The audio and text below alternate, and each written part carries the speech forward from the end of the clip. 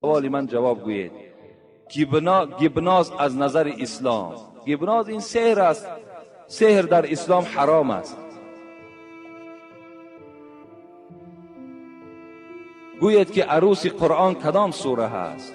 با احترام یک گروه صاحبکاران از بازار کاروان در همون 4 کتاب به فکرم که عروس قرآن سوره یاسین می گفتند،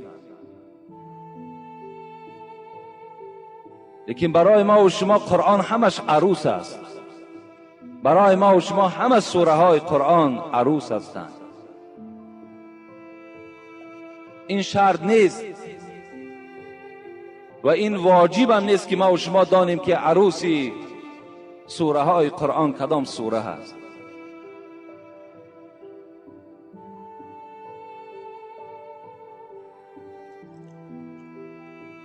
السلام علیکم محترم حاجی میرزا. ما یک گروه مخلصان شما از ناحیه باختر خواهش و التماس داریم که با سوال ما جواب گردانید. در دهه ما 2 ملا وجود دارد. از بدبینی یکدیگر در مسجد از قفای یکدیگر نماز نمیخوانند. یکی بروقتر، دیگر دیرتر به مسجد می آیند و یکی در دیگر اتاق مسجد نماز میگذارد که همه این به ضرر عامه خلق می باشد. ما فکر شما را در این باره خیلی و خیلی انتظار هستیم. من به این برادرها مراجعت میکنم که از پس هر این نماز نخوانید. وقتی در یک مسجد باور کنین 2 تا نماینده دین، 2 تا شخصی که اینها باید در تمام مردم یک مثال باشند، تمام مردم باید که اینها را دیده عبرت گیرند. وقتی اینها در داخلشان از کینه و از حسد خالی نیست، رسول اکرم میگوید من کان له کین فلیس له دین. کسی اگر یک ذره کینه در دلش داشته باشد وای دین ندارد. وقتی این گناه کینه و حسد از طرف این عالم ها وقتی پیدا می شود، پس این عامه مردم ما چی گوییم دیگر؟ بی نهایت مصیبت کلان است. این یک ناآرام کننده باور کنید چی در مسجد چی در جامعه هستند. اینها از روی اسلام رسول اکرم گفتن انزلوا الناس منازلهم، هر کس را در منزل خودش نشانید. نگاه کنید کدام همون بهتر است، کدام همون علم خوب دارد، کدام همون با آداب است. بازم علم داشتن آداب با ضرور است. کبر در عالم نمیزیبد. عالم باید خاکسار باشد، باید با بای و با فقیر برابر باشد. نگاه کنید که اگر این خصلت‌های خوبی نیکی پیغمبر خدا اگر در کدام او اگر یافت شود، از پس وی نماز خوانید.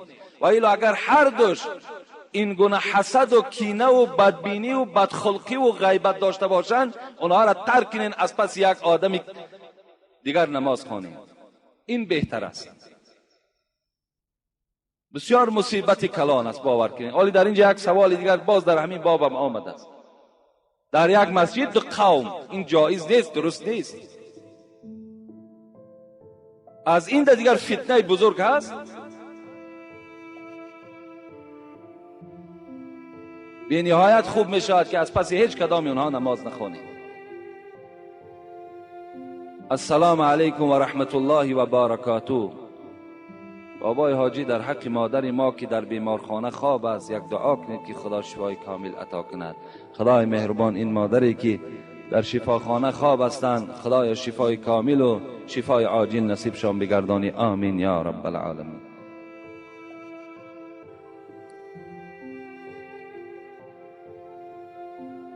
السلام علیکم داملای شیرین سخن. من یک چیز را پرسیدنیم. یکم فکر شما نسبت کرخت و کرختگران چیست؟ التماس جوابش را همین روز گردان. با احترام یکی از مخلصان دائمی شما. من در باب همین کرخت باره با شما گفته بودم که راستی بار خود همین نام پسند نیست. کرخت چی معنی دارد خودش؟ از این خاطر هر یک چیزی که شما گم میکنید به همون ذاتی که خودش یابنده است، به همون ذات مراجعت کنید، بهترین صورت شمین می شود. که پروردگارا، آن مالی که من از دست دادم تو میدانی در کجاست، در دست کیست. خدای مهربان همون مال مرا پس بگردان. این بهترین صورتش انا همین است. من از حساب این مسئله هایی که برای شما گپ میزنم، باور کنید در چندین جاها ما را سرزنش میکنن که شما آن عرف و آن عادت هایی که پیشینیان داشتن همه او را انکار میکنید، بیکار میکنید.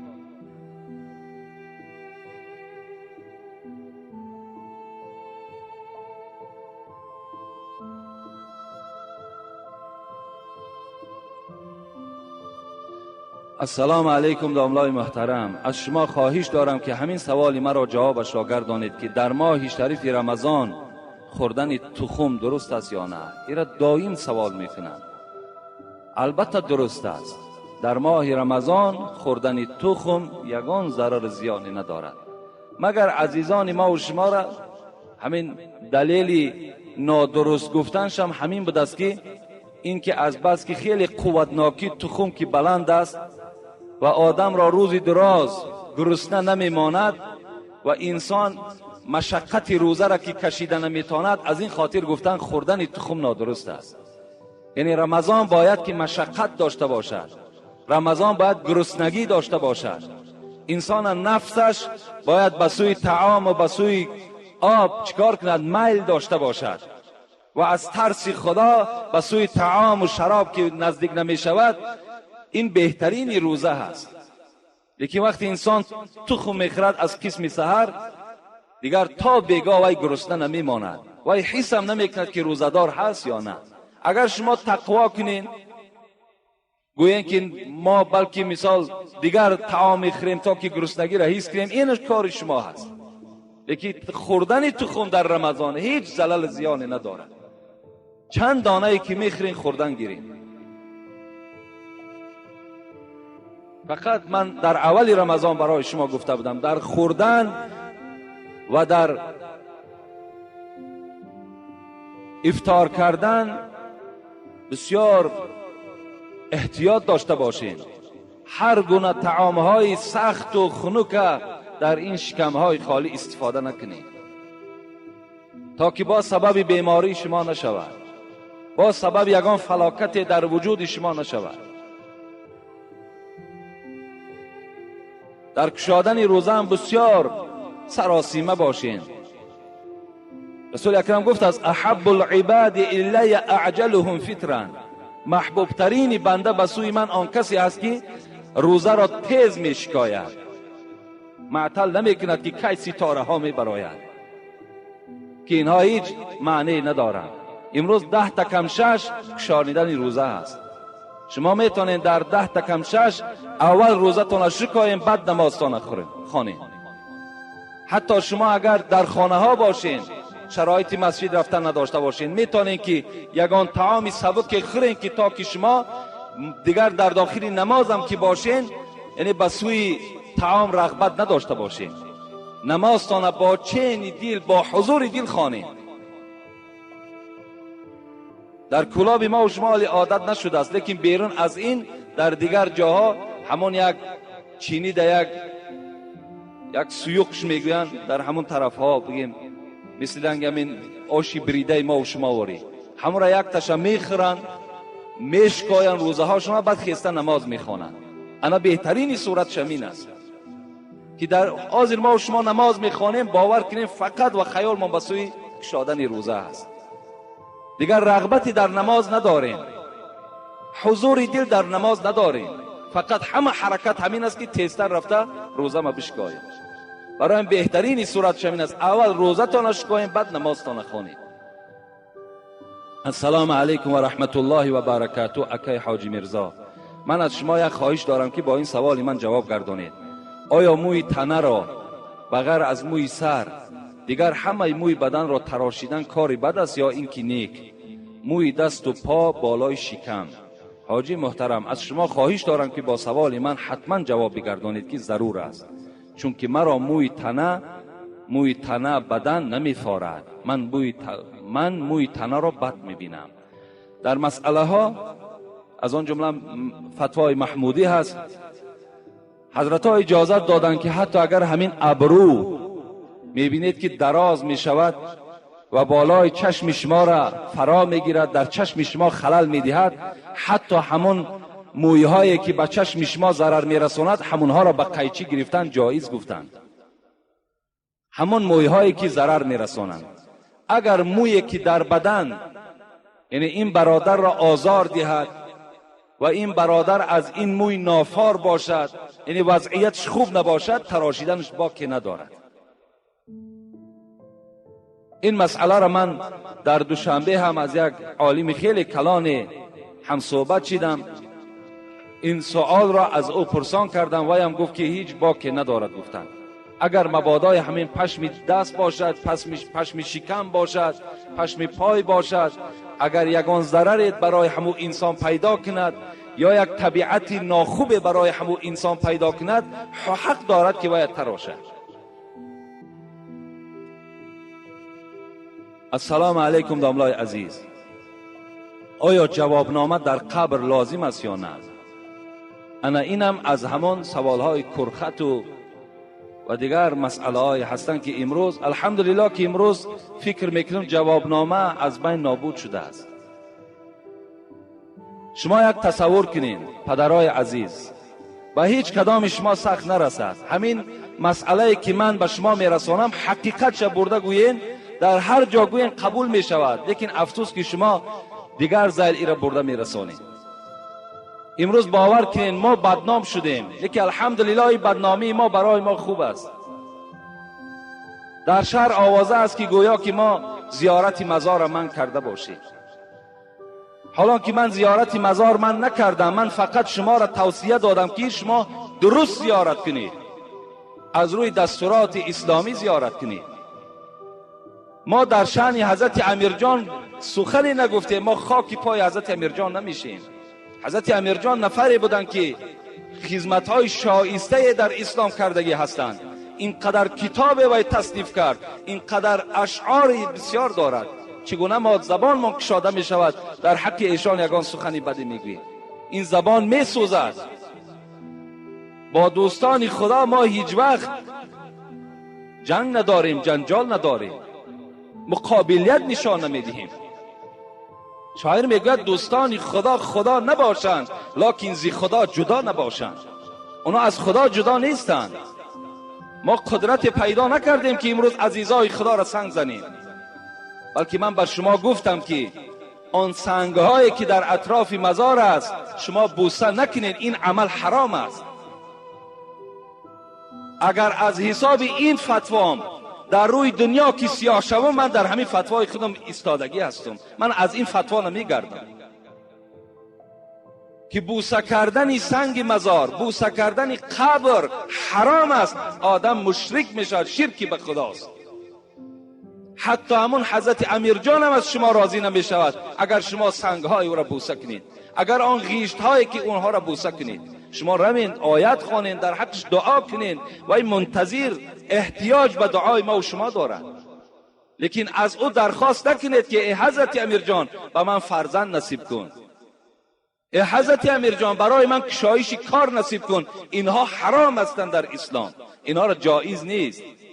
ما و شما سوره فاتحه میخونیم، ایاک نعبد و ایاک نستعین، میگیم الحمدلله رب العالمین الرحمن الرحیم مالک یوم الدین ایاک نعبد و ایاک نستعین. ای پروردگارا به جز تو من در هیچ کس بنده نیستم. ایاک نعبد، فقط در تو را تعظیم میکنم، و ایاک نستعین، فقط از تو مدد طلب میکنم، از کسی دیگر مدد طلب نمیکنم. حتی از حبیب خدا فرزند طلب نمیکنم، فقط از تو طلب میکنم.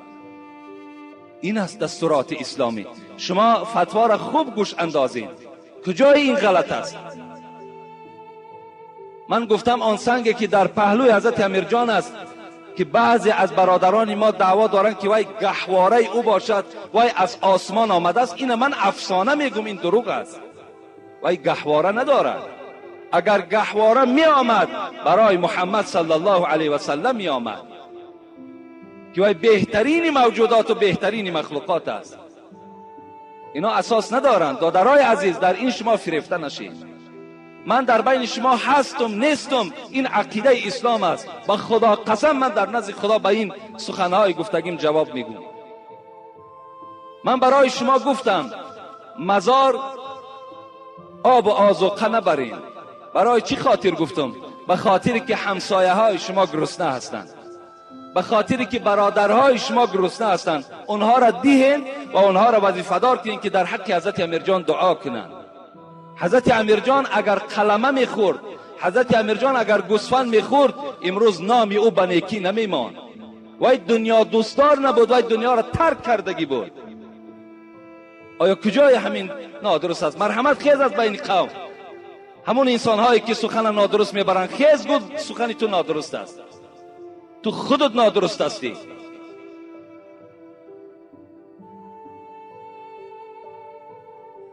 جوابنامه در قبر در این بابت در صلات مسعودی میارد که در قبرها شما جوابنامه نویسین. لیکن برادرای عزیز، هر یک مسئله باید اساس دلیل داشته باشد. امروز زمانی نیست که به ضرب کلتک و به ضرب سیاست سخن تا گذرانی، بلکه امروز زمانی آمده است که دلیل در کار است، حجت در کار است. از این خاطر ما و شما در همون کاغذک می نویسیم هنگام شب قبر چو هنگام بهار، دلتنگ مباشه در این کلبه تار. ما مهمان صاحب خانه کریم، هرگز نبود کریم مهمان آزار.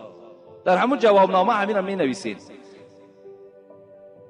این چی فایده می بخشد بر همون میت شما؟ چی فایده می بخشد؟ یک انسان جنایت میکنه در همین جمهوری ما و شما، در همین شهری ما و شما جنایت کرد.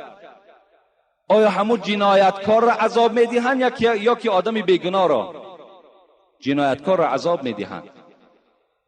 اگر این انسانی که در دنیا جنایت کرده است، در دنیا حقوق انسانها را پایمال کرده است، بد اخلاقی کرده است، بی خدایی کرده است، حکم خدا را پایمال کرده است، اگر من 100 جوابنامه در بالای سرش کشال کنم، خداوند وی عذاب میدهد، خداوند وی جزا میدهد.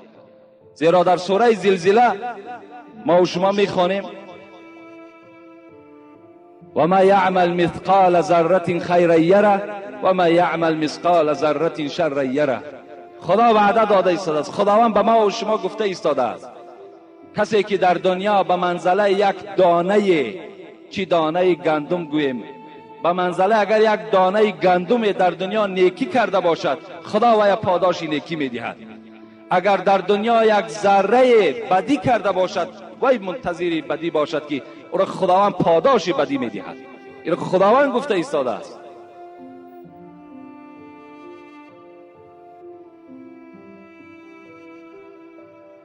السلام علیکم دامنای محترم. یک سوالی تعجیلی دارم.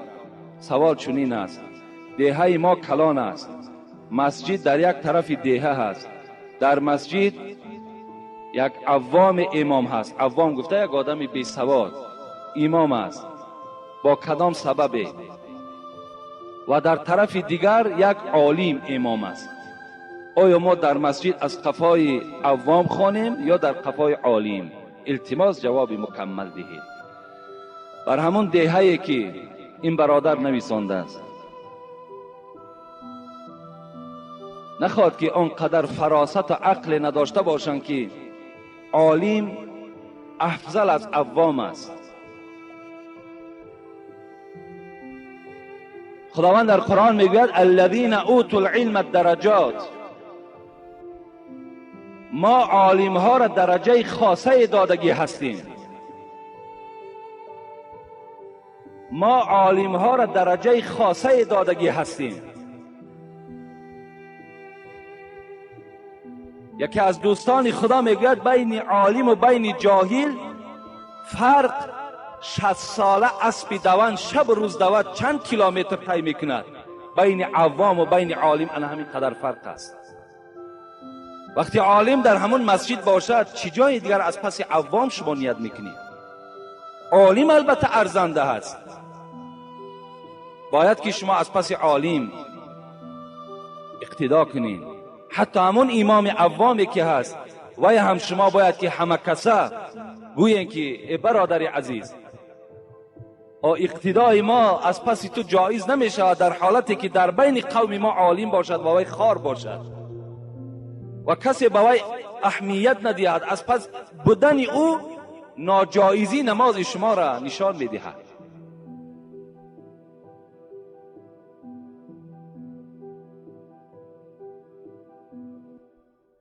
السلام علیکم محترم حاجی میرزا. بعد از سلام از درگاه خداوند کریم تنی صحت و سلامتی، آرامی و جمعیت و اهل و بیت شما را طلبگارم. من از شهر دوشنبه یک برادر اسلامی و مخلص امر معروف شما ذاکر افغان هستم. لیکن برادر، سوال از فعل خودم. در بازار گنجینه سودا میکنم، کدام دختری گذرد آنها را، یعنی دخترها را شوخی‌های بی جای و بجا میکنم. این از نگاه اسلام عزیز ما چگونه است فهمانید. با جمله دوستداران شما از بازار گنجینه، شهر دوشنبه، سکتور 10. ما به تمام مخلصان خود، با تمام آن کسانی که ما را احترام میکنند، ما را دوست میدارند، ما هم اونها را دوست می‌داریم، ما هم اونها را احترام میکنیم و فقط خواست من، مقصد منم برای بهبودی، برای جمعیت و برای خوب کردن اخلاق جوانها من مبارزه میبرم. فقط مقصد ما همین است. این برادر ما وقتی از ما سوال کردن که آدمی نمازخوان بازم این یک فعلی ناخوبه داشته است که با دخترهایی که از پیش دکان اونها میگذشته است شوخی‌های بیجا و بجا میکرده است. خواست است که اسلام در حق این گونه جوانها چی میگوید. این فقط در حق این ذاکر افغان نیست، بلکه امروز اکثر جوانها دخترهای راهگذر را گپ میپرتایند، با اونها شوخی‌ها میکنند. خدا در قرآن سوره نور نظر میکنیم، اعوذ بالله من الشیطان الرجیم، قل للمؤمنین یغضوا من ابصارهم و یحفظوا فروجهم ذلك اذکى لهم ان الله خبیر بما یصنعون. و قل للمؤمنات یغضضن من ابصارهن و یحفظن فروجهن. صدق الله العظیم. خداوند مهربان، خداوند قادر و به همتا چی به زنها چی به مردها خطاب کرد، سفارش روان کرد. ای محمد صلی الله علیه و سلم، با تمام جوانها، با تمام مردان امت خود بگو که وقتی یک زنی را که وی زن بیگانه هست، وی زن نه خواهر تو هست، نه ینگه تو هست، نه خارزای تو هست، بلکه یک زن همسایه است، یک زن نیکارس است. وقتی آنها را که دیدن باید که چشمهای خود پیشی برگیرند، به آنها نظر نکنند. خدا این سپارش داده ایستاده است. و به تمام مردهای امتت ای محمد صلی الله علیه و سلم خبر بده که خودشان را از زنا نگه بدارند، زیرا پروردگار اونها از تمام افعال و کردار اونها درکدار است. در دوام آیت خدا چی میگوید؟ و بگو ای محمد صلی الله علیه و سلم با تمام زنهای امت خبر بده وقتی مردهای بیگانه را که دیدن باید که به سوی اونها چشمی با شهوت نکشایند، باید به سوی مردها نظری با شهوت نکنند و خودشان را از زنا، از حرام نگه بدارند. این سفارش پروردگار برای تمام مردها و زنهاست. شاعر عرب میگوید کل الحوادث مبدأها النظر و معظم النار من مستغرر الشرر. این شاعر عرب گفته است همه حادثه های روی دنیا را سرشویش مبدأش گفته همون چشمش از نظر کردن سر می شود. و حضرت تشبیه آوردند و معظم النار من مستغرر الشرر. گفتن چگونه که یک آتشی که چند قدر علنگه دارد اولی او را نظر کنید چند قدر خورد است، یک آتشی خورد که هست، وقتی وی بالای او که گذاشته می شود وی به علاوه خیلی کلان مبدل می شود. یعنی این نظر اول یک چیزی خیلی خورده هست که باز شاعر عرب چی میگوید؟ در اساس همین میگوید نظرتون فابتسامتون فسلام و کلام و موعد فلقا. حضرت گفتن سرشوی زنا گفتن اول از نظر سر میشود، یکم نظر میکنی، دوم فابتسامتون دوم نظر کردن، وقتی نظر کردی بس او تبسم میکنی، سوم فسلام بعد تبسم کردن با او باز سلام میکنی، فکلامون چهارمش چی است؟ بعد سخنرانی تان سر میشود، فموعیدون پنجمش گفت بعد جای موعید اعلان میشود با فلان جا را بیا، ششم فلقا بعد شما با یکدیگر میرسید. اولی سرچشمش چی بود؟ نظرتون، نظر کردن، از نظر کردن سر شد. رسول اکرم حضرت علی را چی گفتند؟ لا تتبع النظرة النظر فإن لك الأولى وليس لك الآخر. ای علی گفتند یک بار که چشم تو با این زنها میگذرد در یک بار خدا تو را محاسبه نمی کند، خدا تو را عقاب نمی کند، خدا تو را عذاب نمی دهد. وقتی یکم بار یک بار نگاه میکنی ولیس لک الاخر، لیکن علی بدان که دوم بار وقتی نگاه کردی این دومش به ضرر توست. یک بار نگاه کردی ضرری ندارد، زیرا وی فوق‌العاده شد، نافهمیده شد، لیکن دوم بار از روی شهوت وقتی نظر کردی الله که اینش به ضرر تو حل می شود. جوان عزیز از این شوخی های بیجا دور باش. یک قصه به یادم آمد، میگوید یک جوان نزد رسول اکرم آمدند و گفتند ای حبیب خدا، همینجا یک تکلیف شده است، باور که این خودمونم دلاورم نمیشیم، بلکه میگن همینجا یک برای بعضی باز کمبودی هایی که پیدا شده است میگن یک صندوق گردانیم که همون کارگرها تامین شوند. گفته خیلی سخنشون قبول کردیم. یک جوان نزد حبیب خدا آمدند و گفتند ای پیغمبر خدا، من میخواهم که زنا کنم، آیا بر من رخصت نمیدهی؟ یاران پیغمبر که در اطراف پیغمبر نشسته بودند میگوید بی نهایت غضبناک شدند، گفتند این پیغمبر خدا را مسخره میکند، وای نمیداند که پیغمبر خدا دائما به ضد زنا از آیه های کریمه صحبت میکند. میگه رسول اکرم که بسیار آدمی با صبر و مهربان بودند چیکار کردند؟ در حال جوان را گفتند نزد من نشین، گفتند نشست. گفت ای جوان، گفتند زنا میخواهی؟ گفت بله زنا میخواهم. گفت آیا میخواهی که با مادر تو کسی زنا کند؟ گفت نه ای پیغمبر خدا نمیخواهم. گفت میخواهی که با زن تو کسی زنا کند؟ گفت نمیخواهم. گفت میخواهی که با اپی تو کسی زنا کند؟ گفت نه نمیخواهم. میخواهی با خواهر تو کسی استراحت کند؟ گفت نه نمیخواهم.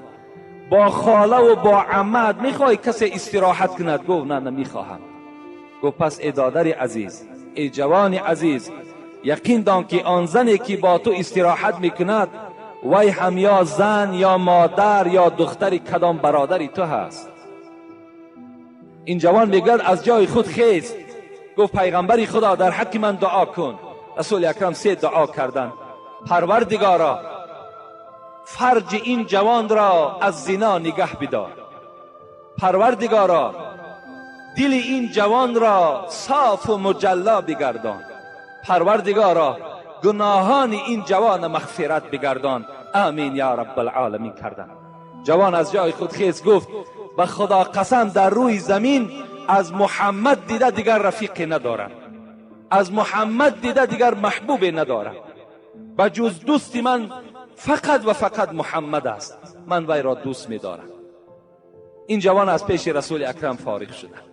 بسیار خوب می شود جوانای عزیز امروز از نظر کردن، امروز با این زنها یک جایه شدن، استراحت کردن، فقط خواهر و اپای ختان پیش نظر بیارید.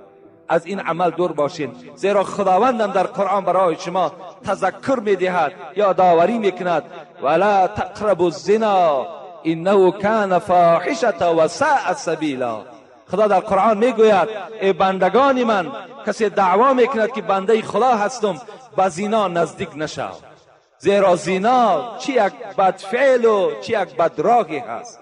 شما وقتی اگر زناکار شوین جوانای عزیز، دیگر شما حیات شیرین نمیبینید، شما دیگر با زنتان معامله خوب کرده نمیتونید، دیگر زنتان دوست نمیدارید.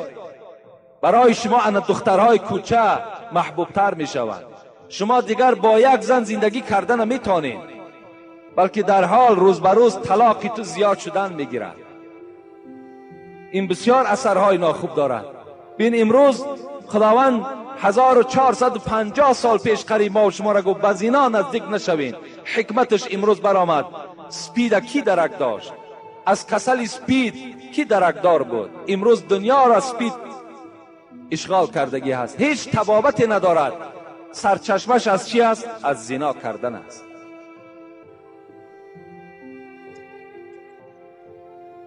درود و رحمت خدا بر شما باد ای برادر عزیز و داملای شیرین بیان حاجی میرزا. سوال: آیا نام اساسی ابو هریره چی بود و چرا او را ابو هریره میگویند؟ ابو هریره که ما به نهایت نام این حضرت را زیاد میگیریم، نام اساسیش در زمانهای جاهلیت میگوید عبدالشمس نام داشت. عبدالشمس، شمس گفته آفتاب میگویند، یعنی بنده شمس. اون زمانهای جاهلیت کی بود؟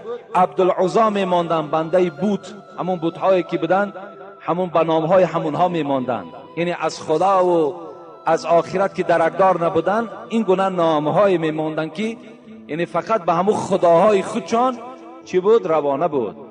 این ابو هریره در دوره های جاهلیت عبدالشمس نام داشت، بنده آفتاب.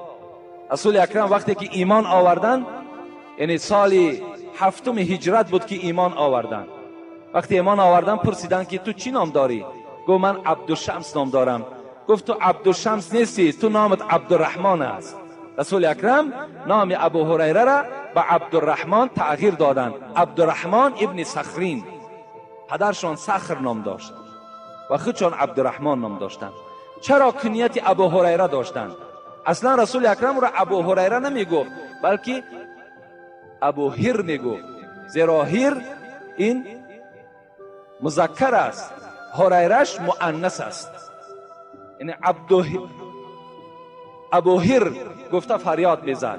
کسی ابو هریرش میگفت که مرا پیغمبر خدا ابو هر گفتن، از این خاطر ابو هر گوید مرا. و این نام از کجا پیدا شد؟ میگه در آوان جوانیش این ابو هریره با پیشیک بسیار بازی میکرده است و گربه را به نهایت دوست میداشته است. این لقب، این کنیتش از جوانیش بوده است، یعنی بسیار که محبوب همین گربه کی بوده است. از این خاطر رفیقایی که همراه خود داشت با همین کنیت ابو هریره گفته آمده، حتی که دوره اسلام هم که آورد این لقبش گم نشد، بلکه ابو هریره باقی ماند. ابو هریره یکی از نفرهایی هست که ابن جوزی میگوید که در بین تمام صحابه ها یگانه ابو هریره حدیث زیاد حفظ میدانست و روایت کرده است. 5374 حدیث را ابو هریره روایت کردگی است. همه این از زیاد میدانستند. میگوید که سبب بسیار دانستن این حدیث های من در چی سبب بود؟ من شب و روز همراه پیغمبر بودم. من از اهل صفه بودم. اهل صفه گفته دائم در همان مسجد پیغمبر خدا نشسته بودند. اونها هیچگاه از مسجد جدا نمی شدند. هر صدقه که با پیغمبر کی می آمد، رسول اکرم که صدقه را کی نمی خورد با اهل صفه می داد. یعنی امان ابو هریره شون همراه چند شیخ های دیگر که 40 یا 45 تا 70 می گویند بودن، همون شیر را چکار میکردن؟ میخوردن. از سبب دانستن من میگوید زیاد حدیث این است که با پیغمبر خدا بودم، من کار دنیا نمیکردم. دیگر سببش این بود که ابو هریره نه زن داشت نه فرزند، بی زن و بی فرزند بودن. چنان حضرت محب پیغمبر بودن که میگوید چنان پیغمبر را دوست میداشتم که در رگ و در خونم محبتش چسبیده بود.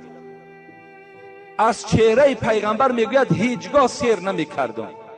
یک ساعت از پیغمبر جدا میشدم گویا که قیامت بر بالای من آمده باشد. نمیتونستم از پیغمبر جدا شدم. هر روز وظیفه میگد این بود که 12,000 بار استغفر الله میگفتم. 12,000 بار. یک رشته دراز داشت، میگوید که 1000 گره داشت، مثل تسبیح های امروزه ما و شما. استغفر الله استغفر الله استغفر الله میگفتم.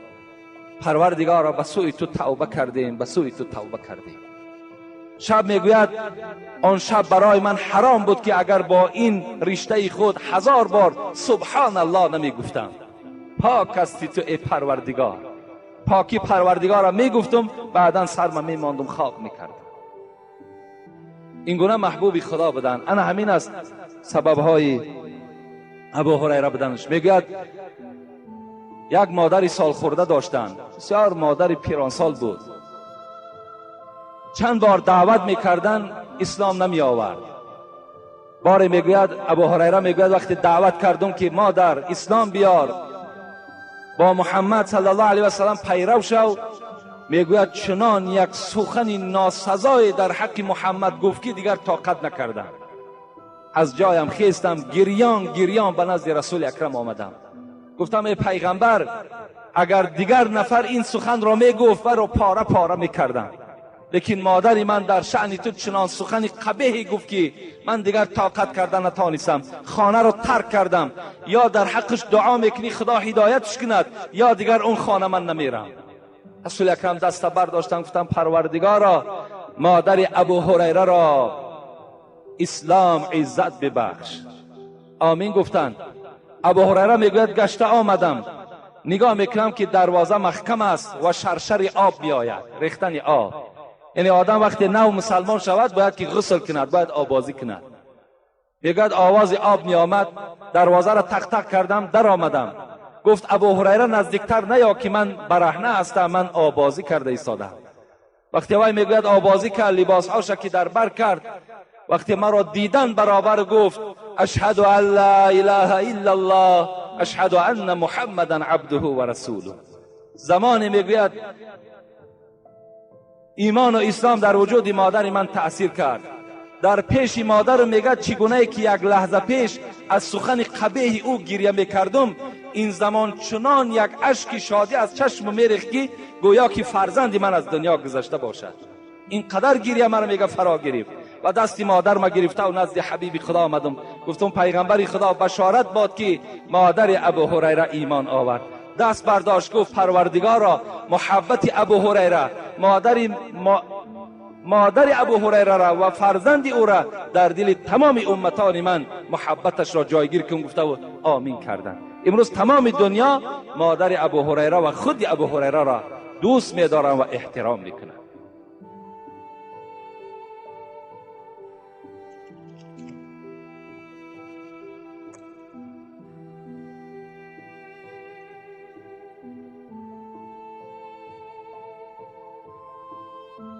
سوال ها مونده.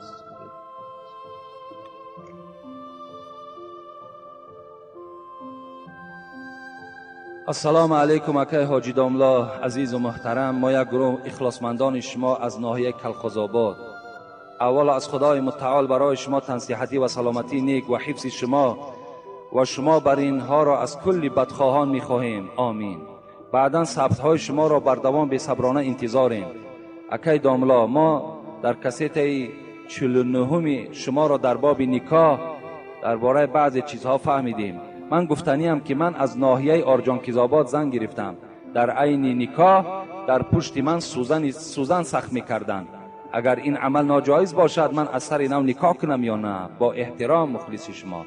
این سوزن زدنم یک نوع بدعت است، یک نوع خرافات ها هستند. اینا از اسلام ما نیستند، مگر که اینا عرف و عادت همین مردم ما شدند که در پشت همان بچه را که نکاح میکنید سوزن میزنید.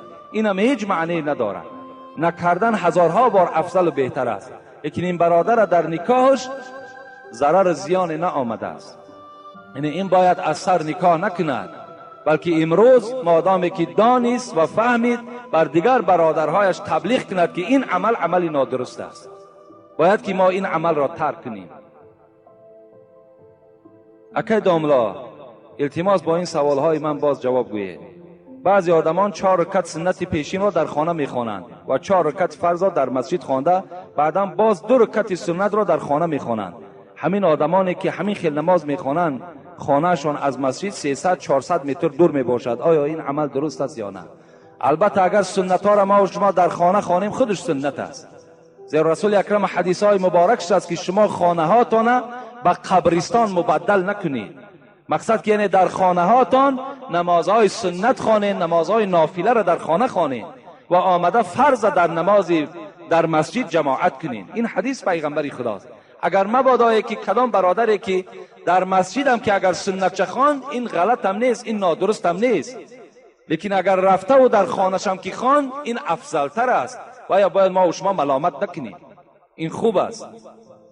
شما میتونین حتی در همین مسئله های فقه حنفی اینم مثلا گوری میری را تماشا کنین، میگوید که سنت بامداد باید در خانه خوانده شود. اگر مبادای در خانه خوانده نشد در راه خوانینش، در راه نشد بیرون مسجد خوانین، بیرون مسجد نشد پس یک استون مسجد خوانین تا که در صف شما سنت نخوانید. های اندازه تأکید ها آمدگی است. یعنی در خانه ما و شما نماز که خوانیم تمام جین و دیگرها از خانه ما و شما دور می شوند با سبب نماز خواندن ما و شما. تقدیر چیست؟ انشاءالله اینجا تقدیر در سوال کردن، من جمعه آینده در باب تقدیر با شما صحبت میکنم. 4م ختم خوجه چی درجه دارد و ختم قرآن چی درجه دارد. یعنی بغیر تقدیر 4 سوال کردن، 3 سوالش جواب میگیم. سوال یک سوالش که در باب تقدیر است جمعه آینده انشاءالله من جوابش میگم.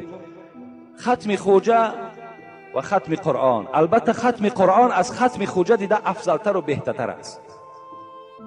ختم خوجه را خدا رحمت کند استاد ما بابای ملا شریف که همه شما میشناسید.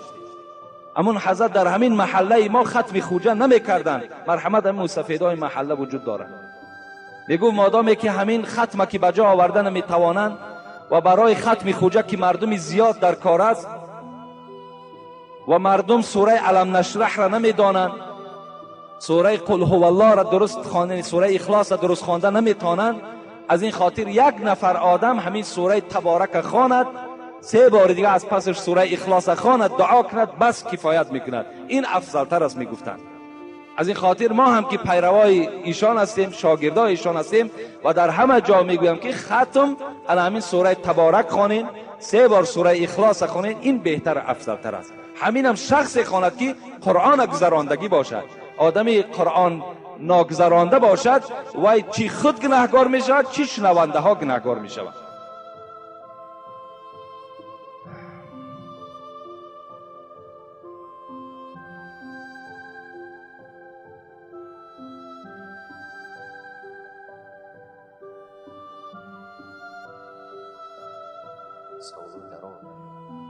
انشاءالله اینجا یک چند سوالای تعجیلی هم آمده است برادرای عزیز.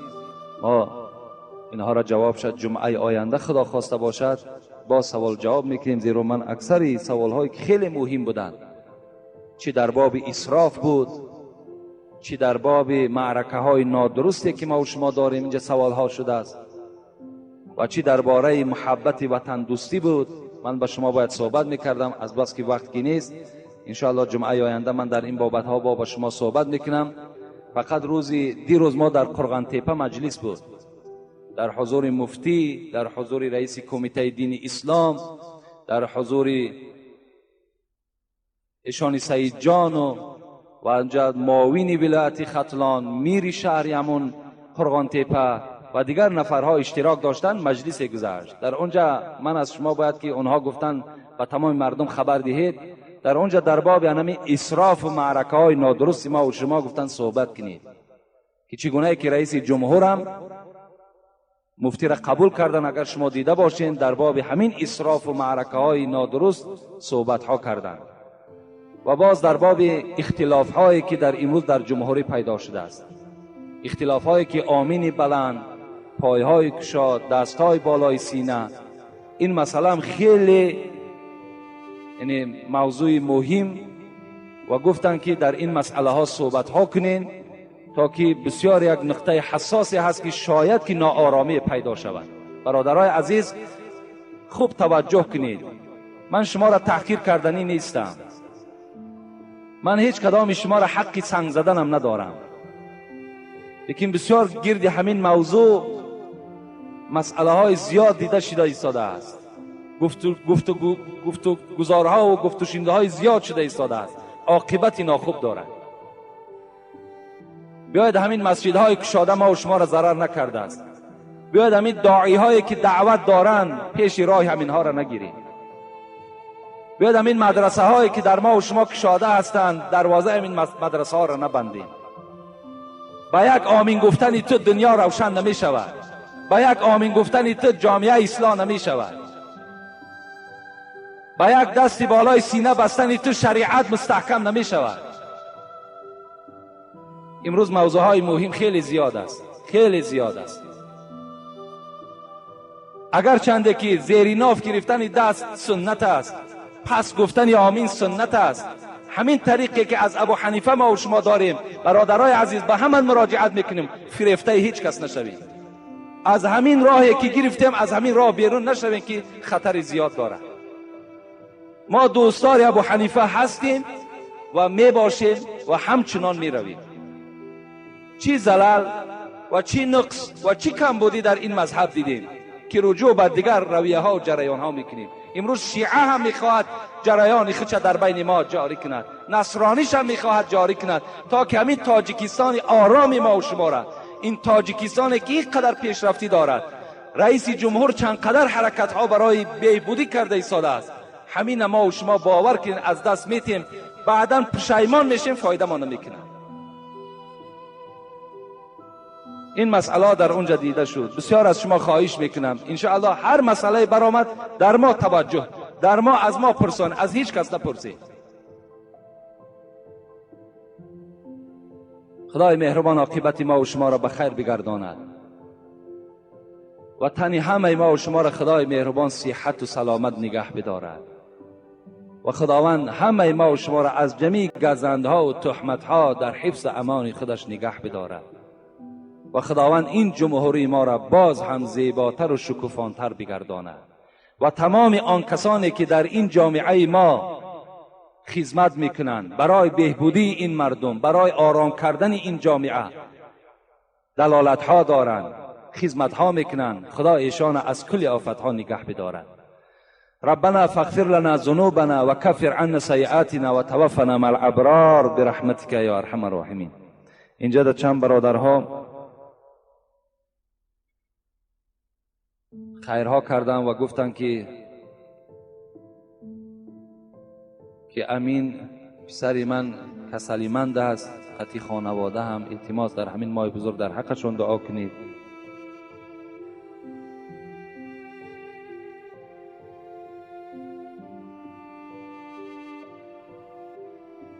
اکی سرخان ظاهرشاه 50 سامانی آمده است که در حق ما دعا کنید.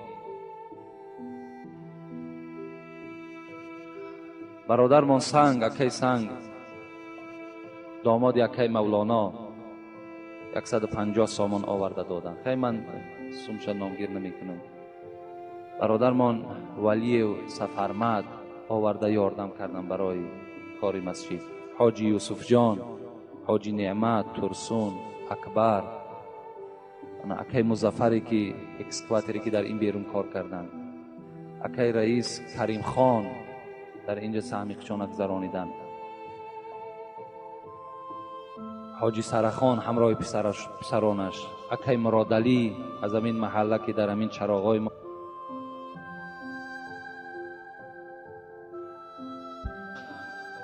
و این صحابه ها هم، چه ابوبکر صدیق، چه عمر ابن الخطاب، چه عثمان، چه حضرت علی و دیگر یاران پیغمبر در اطراف پیغمبر بودند و پیغمبر خدا از آنها یک سوال کرد، یک سوال داد. گفت ای اصحاب من، برای من خبر دهید که از همه دیده ایمانی کی عجیبتر ایمان است. یعنی عجیب گفته مثل که اگر به گوش ما و شما میرسد که یک آدمی خیلی از خدا و از پیغمبر دور وقت ایمان میارد، آدم تعجب میکند که نخواه که فلانی ایمان آورده باشد. یعنی یک صیغه تعجب است، یعنی انسان حیرت میماند. رسول اکرم این گونه سوال کردند: ایمانی کی چنان ایمانی هست که انسانهای دیگر را در حیرت بیارد؟ صحابه های پیغمبر گفتند ایمان ملائکه ها. ایمان ملائکه ها ایمانی هست که تمام بشریت را در حیرت می آرند چگونه ایمان داشته باشند. رسول اکرم گفتند نگفتند ایمان ملائکه ها ایمانی عجیب نیست، ایمانی که شما را در حیرت بیارد این گونه ایمان نیست. گفت اونها چگونه ایمان نداشته باشند زمانی که اونها در حضور خدا هستند. اونها در حضور خدا هستند، در نزد پروردگار هستند. اونها چگونه به ایمان وجود داشته باشند؟ یعنی اونها باید حتمی ایمان بیارند. ایمانی اونها هیچ عجیبی ندارد. صحابه گفتن پس ایمان ملائکه ها که ایمان عجیب نباشد، ایمان پیغمبرها ایمان عجیب است. پیغمبر خدا گفتن نه، گفتن پیغمبرها هم ایمانشان ایمان عجیب نیست، زیرا که به پیغمبرها وحی الهی پایان می شود و پیغمبرها حضرت جبرائیل پایان می شود. پیغمبرها جبرائیل با چشم می بینند، چگونه ایمان نداشته باشند؟ ایمان پیغمبرها هم ایمان عجیب نیست. گفتند صحابه گفتند پس ایمان ملائکه ها ایمان عجیب نباشد، ایمان پیغمبرها ایمان عجیب نباشد، پس ایمان ما گفت ایمان عجیب است. صحابه های پیغمبر گفتند ایمان ما ایمان عجیب است. رسول اکرم گفتند نه، گفتند ای اصحاب من، ای صحابه های من، ای همنشین های من، ایمان شما هم ایمان عجیب نیست، زیرا که من در بین شما هستم، زیرا که شما معجزه های مرا به چشم میبینید، شما آمدن جبرائیل حس میکنید. از این خاطر ایمان شما هم ایمان عجیب نیست. گفتن ای پیغمبری خدا ما عاجز آمدیم، ایمانی کی ایمان عجیب است؟ ایمان ملائک ایمان عجیب نباشد؟ ایمان پیغمبرها ایمان در حیرت می آوردگی نباشد؟ ایمان ما صحابه هایی که برای تو و برای قرآن و اسلام جانمان فدا میکنیم، ایمان ما هم که ایمانی در حیرت می آوردگی نباشد؟ ایمان کی ایمان عجیب است؟ پیغمبر خدا گفتند ایمان آن کسانی که مرا نادیده ایمان آوردند، ایمان آن کسانی که در صحبت من ننشستند، از زبان من چیزی را نشنیدند، از معجزات من چیزی را مشاهده نکردند. ایمان اونها ایمان عجیب است. وددت انی لقیت اخوانی، دوست می‌دارم، گفت پیغمبر، دوست می‌دارم که با برادرهای خود ملاقات کنم. قالوا اولیس نحن اخوانک، صحابه ها گفتن ای پیغمبر خدا، آیا ما برادرهای تو نیستیم؟ آیا با ما ملاقات داری کو؟ با ما همنشین هستی کو؟ آیا ما برادرهای تو به حساب نمی رویم؟ قالوا انتم اصحابی، ای اصحاب من، ای همنشین های من، شما برادرهای من نه، بلکه شما صحابه های من هستین، شما هم صحبتان من هستین، شما هم مسلکان من هستین. ولكن اخوانی الذين آمنوا بی ولم يرونی، لیکن برادران من، گفت پیغمبر، آن کسانی هستند که مرا نادیده ایمان آوردند. ما و شما را پیغمبر خدا برادرش میخواند، ما و شما را پیغمبر خدا فرزند میخواند. برای این ایمان ما و شما ایمان عجیب است. طوبی لمن رآنی و آمن بی مرتن و طوبی لمن لم یرنی و آمن بی 7 مرات. پیغمبر چی گفتند؟ خوش به حالی آن امتی که مرا دیدن و ایمان آوردن، مرا دیده ایمان آوردن، یک رحمت خدا بر اونها باد. لیکن آن امت، آن کسانی که نادیده به من ایمان آوردن، 7 رحمت پروردگار به آنها باد. این رحمت های بیشمار پروردگار نصیب ما و شما بندگان بوده است. ما و شما چه امتی بهترین به حساب می رویم، زیرا که ما این حبیب خدا را ندیدیم، زیرا ما در پهلوی این حبیب خدا ننشستیم، از زبان او چیزی نشنیدیم. هرچی دیدیم در کتاب دیدیم، هرچی شنیدیم از زبان عالم ها شنیدیم. ایمان ما و شما ایمان عجیب بوده است. ایمان عجیب است که شما تمام کار دنیا را پس پشت میکنید و برای چه فرضها، چه سنتهای پیغمبر دوان دوان به مسجد حاضر میشوید. ایمان شما ایمان عجیب بوده است. خوش به حال همه شما. به این ایمانداریتان، به این امتی محمد صلی الله علیه و سلم بودنتان شما باید افتخار کنید، شما باید فخر کنید که اولا خداوند شما را مسلمان آفرید، مسلمان پیدا کرد، حیات مسلمانی را بر شما نصیب گردانید و از بهترین کتابهای خود که قرآن است خدا بر شما نصیب گردانید. باید در این شما افتخار داشته باشید، شما فخر کنید که بهترین امت هستید و به سوی پروردگار پناه طلب کنید که هزارها شکر به سوی تو که ما را یهودی نگردانیدی، ما را نصرانی نگردانیدی، ما را پیرو دین زردشت نکردی، ما را پیرو دیگر دینهای منسوخه و باطله نگردانیدی. حالان که اونها هم مثل ما و شما چشم و گوش و دست و پا دارند، لیکن خدا اونها را در این راه هدایت، در این راه بهترین سزاوار نگردانید.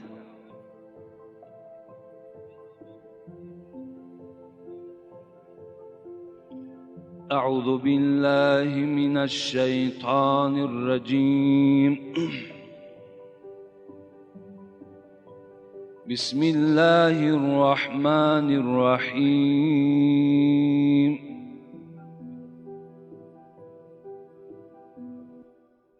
یوم یکشف عن ساق و یدعون الى السجود، يدعون إلى السجود فلا يستطيعون.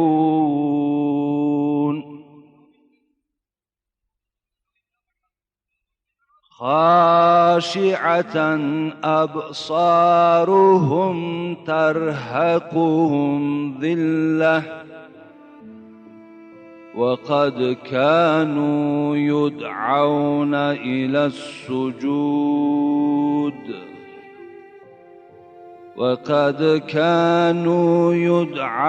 إلى السجود وهم سالمون. صدق الله العظیم. این آیه هایی که الحال تلاوت کردیم از سوره مبارکه قلم است که در پاره 29 از قرآن واقع هست و می خواهم که من با شرح این آیت ها امروزه موعظه را انجام دهم.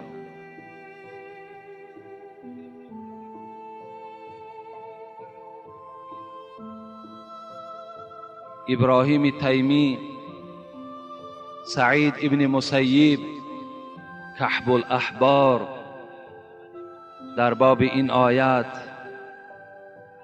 چی میگویند، چگونه تفسیر میکنند، میخواهم که به سمع شما برسانم.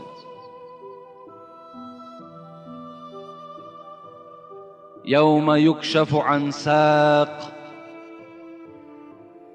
مفسرها میگویند یوم یکشف عن ساق، ظاهر آیت ترجمه تحت اللفظی او معنای ای را میدهد که روز پروردگار ساق خودش را نمایان میکند. ساق این از زیر همین زانو پایان ساق است. مفسران میگویند روز قیامت پروردگار ساق خودش را در میدان محشر ظاهر میکند، نشان میدهد. بعضی مفسرها بر این رفتند که پروردگار از جسم منزه است، خداوند را به جسم تشبیه دادن غلط است، به ساق و به دست و به پای از اینها پروردگار منزه، پاک از، خالی است. بعضی ها تفسیر کردن یوم یکشف عن ساق معنای این دارد که روز قیامت یک نور روشن می شود. لیکن اکثر مفسرین یوم یکشف عن ساق را با چی تحلیل کردن؟ کشف الامر عن ساقی. عرب ها می گویند کار ساقی خودش را برهنه کرد. مفسران میگویند که یوم یکشف عن ساق این نه از ظاهر کردن ساق پروردگار است و نه از روشنی نور است، بلکه از دشواری آن روز قیامت است. روز قیامت را مفسران در زیر این آیت تحلیل کردند که چی یک روز دشواری هست، چی یک روز هولناک هست، چی یک روز دهشتی هست که شاید که شما چی در لنتها و چی در دیسک ها و تماشا کرده باشین که یک لحظه های که ساخته از مخلوق پروردگار است که از این دم دشوارتر و سنگینتر است آن روز. مفسرای قرآن گفتند یوم یکشف عن ساق این از روز دشواری قیامت را نشان می‌دهد. یا ایها الناس اتقوا ربکم واخشوا یوما لا یجزی والد عن ولده ولا مولود هو جاز عن والده شیئا. خدا خبر می‌دهد آن روز چنان روزی هست که فرزند برای کمک کردن پدرش هیچ قوت ندارد، هیچ شرایط ندارد و پدر هم برای نجات دادن فرزندهاش هم هیچ شرایط ندارد، بلکه یوم یفر المرء من اخی و امه و ابی و صاحبتی و بنی لكل امرئ منهم یومئذ شأن یغنی.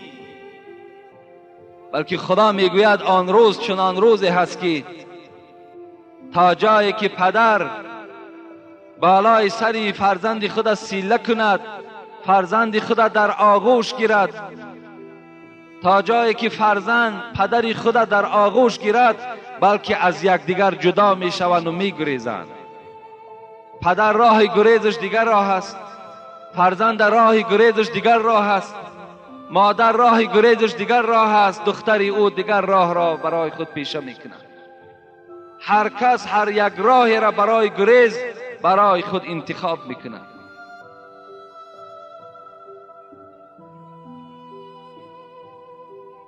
یقول الانسان یومئذ این المفر کلا لا وزر الی ربک یومئذ المستقر.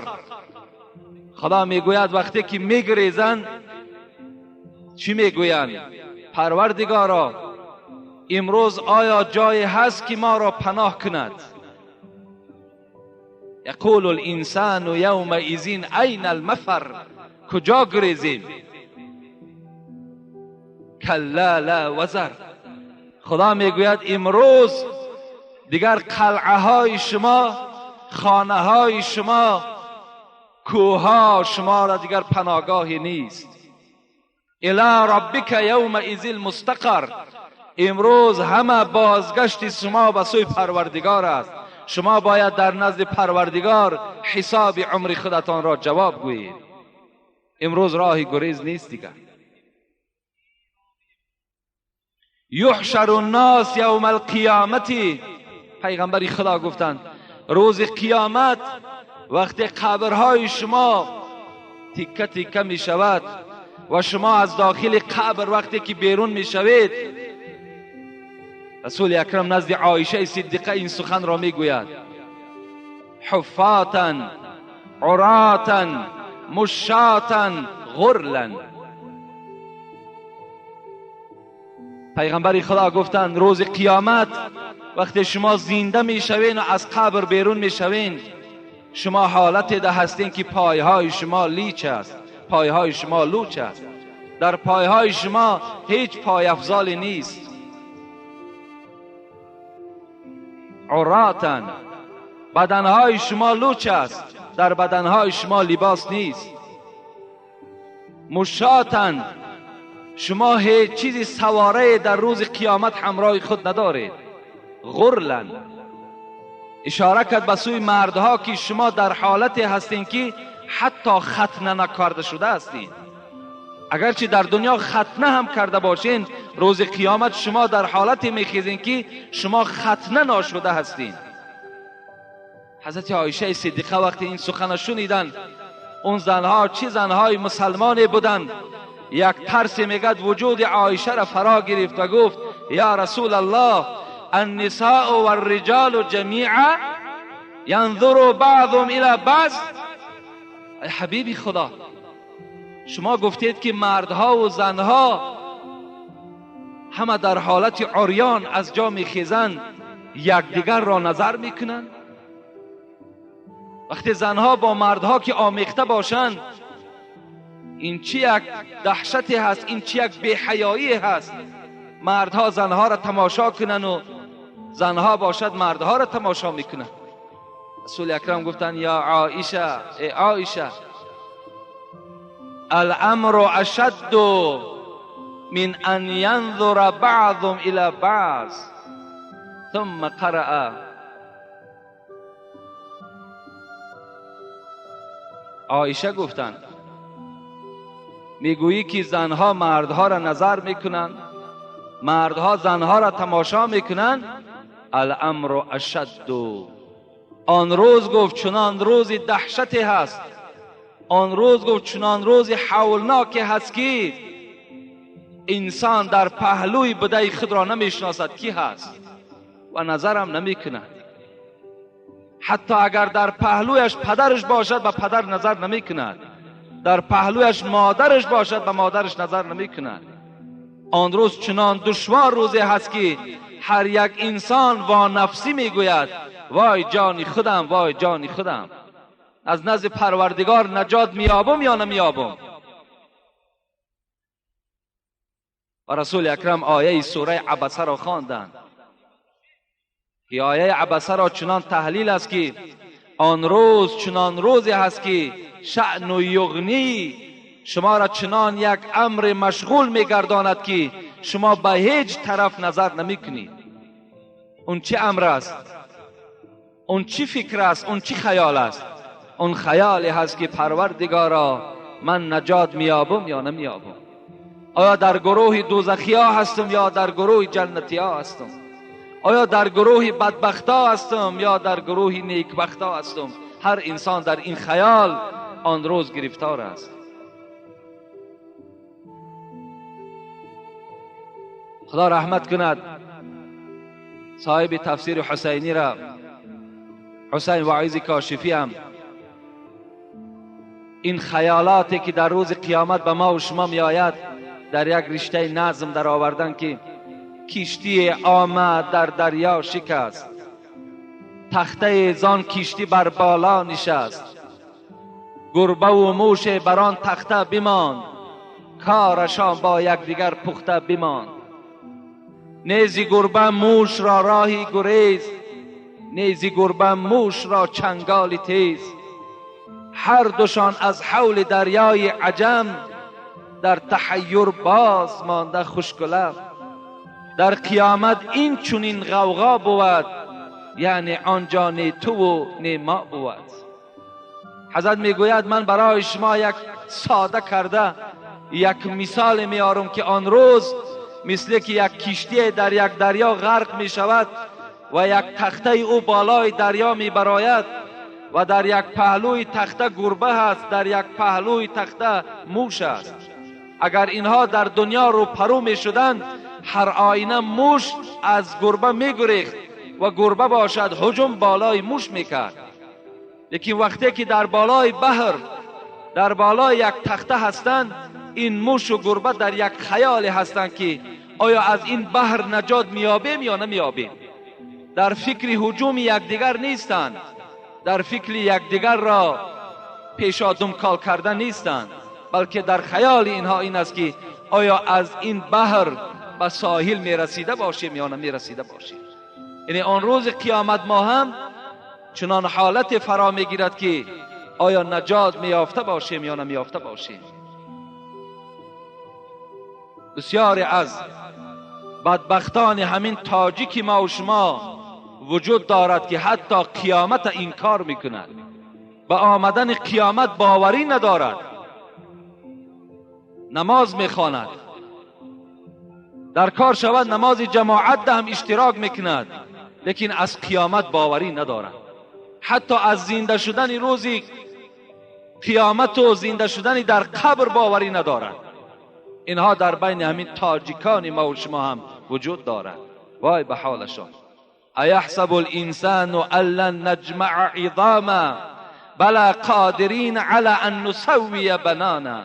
این خداوند از بالای 7 طبقه آسمان ندا دارد، میگوید بعضی از انسانها گمان میبرند که این استخوانهای پوسیده اونها را ما جمع کرده نمیتونیم. بعضی از انسانها گمان میبرند که ما این استخوانهایی که 1000 ساله و 2000 ساله هستند اینها را زنده گردانیده نمیتونیم. لیکن خدا میگوید بلا قادرین علی ان نسوی بنانا. این پروردگار شما چنان قادر هست که حتی همین سرهای انگشتان شما را برابر میکند.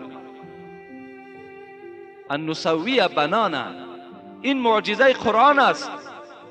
امروز اگر شما نظر کنین، اگر در دنیا 6.5 میلیارد آدم زندگی کند، سر انگشتان از یکدیگر با یکدیگر مانند نیستند. 6.5 میلیارد آدم، 6.5 میلیارد نوک انگشتان دیگرگون است.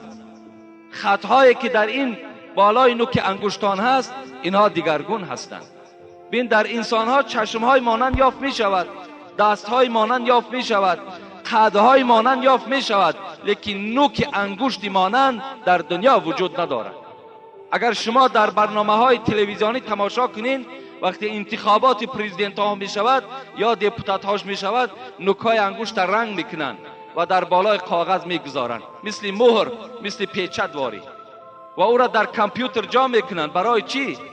برای چی کف دستی او را نمیگیرن؟ برای چی کف پای او را نمیگیرن؟ فقط نوک انگشت او را میگیرن، زیرا در دنیا نوکای انگشت ها مختلف هستند.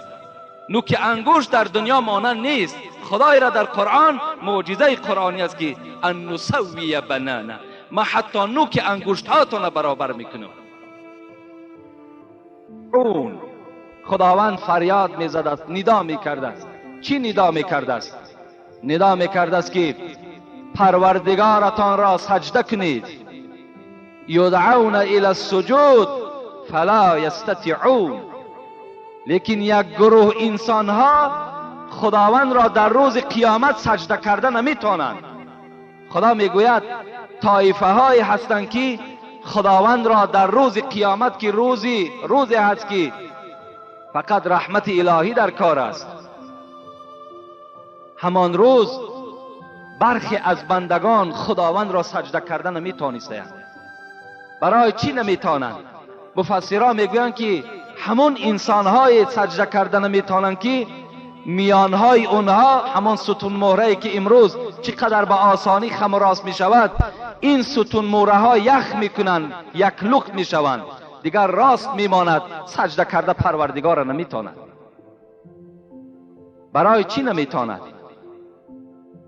یوم یکشف عن ساق و یدعون الی السجود فلا یستطیعون خاشعة ابصارهم ترهقهم ذلة. وقتی که خداوند میگوید سجده کرده که نمیتوانند، چگونه آنها را یک خجالت فرو میگیرد، چشمهاشان میشکند، چشمها را پیش سینه ها را نظر میکنند و یک ذلت، یک خاری آنها را فرا میگیرد. چگونه که در دنیا یک آدم ما و شما در بالای جنایتش به دست میگیریم، در بالای زیناکاری به دست میغلطد، یا بی نماز است، در بین مردم خجالت است، از این هم خجالت وزنین در روز قیامت همو انسانهای را فرا میگرفت است که در محشرگاه پروردگار را سجده کرده نمیتوانند. سجده کرده نمیتوانند. در دوامش میگوید خداوند وقد كانوا يدعون الى السجود وهم سالمون. برای چی اینها پروردگار را در روز قیامت سجده کرده نمیتوانند؟ زیرا که در دنیا اینها تنی سالم داشتند، اینها دستهای با قوت داشتند، پایهای حرکت میکردگی داشتند، میانهای خم و راست میشدگی داشتند. لیکن در دنیا که خداوند اینها را به سوی سجده، یعنی به سوی نماز با جماعت دعوت کرد، اینها در دنیا که رد کردن، در قیامت اینها خدا را سجده کردن نمیتونند. ایرا مفسرات چگونه که یاد کردم، ابراهیم تیمی میگه یعنی الی الصلاة المکتوبه بالاذان والاقامه. همین و هم سالمون که خداوند میگه اونها سالم بودند، تنی صحت داشتند، لیکن در دنیا که خدا را سجده نکردن، ابراهیم تیمی میگوید که مراد از این سجده این نماز هست که از مکانی که اذان و قامت گفته می شود، ان همون نماز در نظر داشته شده است، یعنی نمازی با جماعت است. سعید ابن مسیب باشد چی میگوید؟ کان یسمعون حی علی الصلاة حی علی الفلاح فلا یجیبون و هم سالمون. سعید ابن مسیب میگوید مراد از این سجده که پروردگار در این آیت خبر داد، این همون سجده هست که مؤذن فریاد میزند حی علی الصلاة، بیایید به سوی نجات، حی علی الفلاح، انا در همین مسجد نجات است، انا در همین نماز با جماعت نجات است. فلاح از کلمه نجات است. در اینجا شما نجات میابید، در اون خانه نه. بعضی از بیخیردان موی سفید است، ریشش مثل کفن واری سفید است، امروز یا فردا خبر مصیبتش میرسد میگه در خانه هم که خانه باکی ندارد. شرم به تو باد. این نصیحتی پدرانه تو اگر این باشد، خودت در روز قیامت پروردگار را سجده کردن نمیتونی.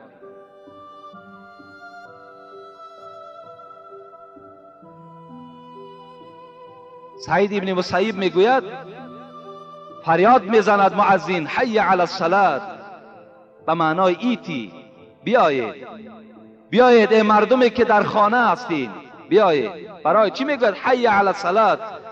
فریاد زده ایستاده است خیزید از خانه ها را ترک کنید. در خانه باید زن نماز خواند، در خانه باید نماز سنت خوانده شود، نماز نافله ها خوانده شود، برای فرض نماز در مسجد خوانده شود. حی علی الصلاة، بیایید به سوی نماز. حی علی الفلاح، انا در همین نمازی که در جماعت خوانده می شود، سعید ابن مسیب میگوید خداوند میگوید که انا در همین نماز چی است؟ نجات است. میشنوند صدای اذان، میشنوند. یا امروز صدای اذان شنیدن شرط نیست، در محله که مسجد هست باید که در همون محله تو میشنوی نمیشنوی نمازت باید با جماعت خوانده شود. حضرت کعب الاحبار حضرت گفتند والله گفتند ما نزلت هذه آیه فی الذین تخلفوا عن الجماعه فأي وعید اشد من. حضرت کعب الاحبار میگوید این آیه که در سوره قلم است که ما تلاوتش کردیم، قسم به خدا میگوید سبب نزول این میگوید فقط و فقط در حق آن کسانی هستند که تخلفوا عن الجماعه، از جماعت بیزاری میطلبند، از جماعت پرهیز هستند، جماعت را بد میبینند، در جماعت اشتراک نمیکنند. قسم به خدا میگوید این آیت فقط و فقط در حق اونها نازل شده است.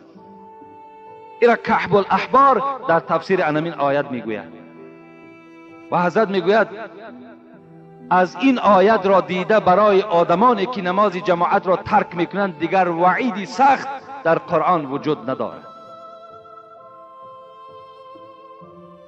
امروز با این قدر شرایط، با این قدر حالتهای خوبی که در ما هست، اگر ما و شما نماز ترک کنیم، اگر ما و شما نماز جماعت نخوانیم، ما و شما را همتا آشکار میکند که شما مسلمان کامل نیستین، شما زمان ساز هستین. تا دیروز یک زمانی بود که آمدن مسجد جنایت بود، برای تو یک بانه بود که مرا حکومت نمیگذارد، در قانون ممکن نیست. امروز الحمدلله چنان راهبری داریم که عدلش تمام جمهوری ما و شما را فرا گرفته است. مرحمت، رفته در مسجدهاتون نمازتون نخوانید. قانون برای ما و شما امروز هیچ مانعگی ندارد، هیچ صدی راه نمی شود، فقط ایمان کامل در کار که تا که سنت پیغمبر تا ترک نکنی.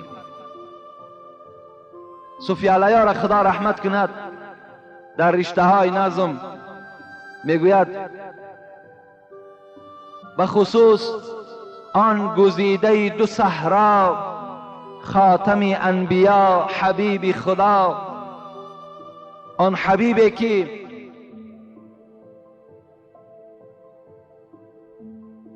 سروری هر دنیا نصیب اوست. این حبیب خدا را حکایت میکند وقتی آخر که ماند از پا باز، گوش او را رسید بانگی نماز. این ترجمه و تحلیل حدیث پیغمبر خداست. وقتی که این محبوب دلها، این حبیب خدا وقتی که میگوید از پا که ماند، پایها که دیگر دردمند شد، بیماری بستری شد، دیگر قوت راه گشتن نداشتند، وقتی آخر که ماند از پا باز، گوش او را رسید بانگ نماز. در جاگه خواب بودند، حضرت قوت راه گشتن نداشتند. بناگاه حضرت بلال اذان داد، فریاد زد حی علی الصلاة حی علی الفلاح. حبیب خدا در این جاگه خواب بیقرار شدند، اذان شنیدند. حبیبی که بار هم نماز بی جماعت نخواندند، 5 وقت در مسجد نمازی با جماعت میخواندند. بازم این نمازهای جداگانه داشتند و 5 وقت نماز سیر نمی شدند. این حبیب خدا وقتی که از پا ماند، گوش او را رسید بانگ نماز، گفت بر مرتضی مرا بردار، جانب مسجد جماعت آ. حضرت علی که در خدمت حبیب خدا که قائم بودند،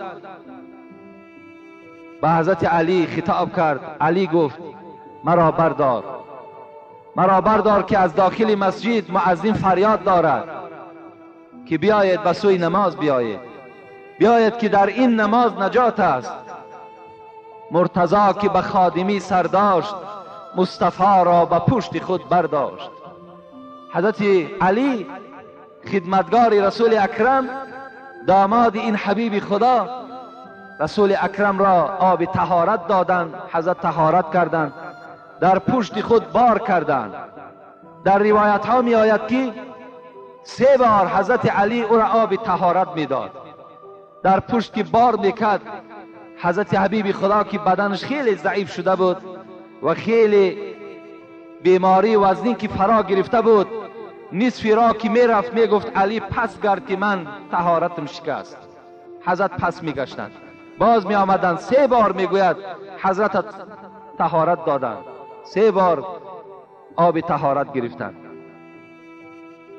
مرتضی که به خادمی سر داشت، مصطفی را به پشت خود برداشت. پشت پای رسول معبودی از ضعیفی به عرض می سودی. حضرت میگوید وقتی که برداشتن حبیب خدا گفتن در بعض روایت که ای علی مرا آنقدر بردار که پایهای من در زمین شکیده شکیده رود، تا که آثار قدم من در نزد پروردگار ثواب دارد. هر کدام شما وقتی که از خانه قدم زنان میآیید، در هر یک آثار، در هر یک قدمی که داشته شما، خداوند برای شما مغفرت گناه وعده کردگی است. این حدیثای صحیح پیغمبری خدا.